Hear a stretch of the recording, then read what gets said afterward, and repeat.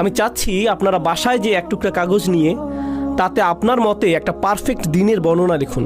যদি আজকে রাতে ফেরেশতা আসে আপনার আত্মা নিয়ে যেতে, যদি মৃত্যুর ফেরেশতা আপনার জান কবজ করতে আজকে রাতে আসে, আর মুসলিম হিসেবে দিন যেমন হওয়া উচিত ঠিক তেমনটি আমার ছিল কিনা, তাহলে আমি অন্তত বলতে পারবো যে আমি মুসলমানের মৃত্যু পেয়েছি, আমি পুণ্যবান মৃত্যু পেয়েছি, সুন্দরভাবে মারা গিয়েছি। এরকম দিন দেখতে কেমন হবে? কোন সময় ঘুম থেকে উঠবো আমি? আমার স্ত্রী সন্তানদেরকে কি বলবো? কোন সময়ে আর কোথায় নামাজ পড়বো আমি? হয়তো আমি অফিসেও যাব সেদিন, কিন্তু সেখানে আমার আচরণ কেমন হবে? সেক্রেটারির সাথে কিভাবে কথা বলবো? আমার চোখ কোথায় থাকবে? আমি কম্পিউটারে কি দেখব? আমার বসের সাথে কতটা সৎ থাকবো আমি যদি জানি সেই রাতেই ফেরেশতা আসবে, তবে সেই দিনটা কেমন যাবে?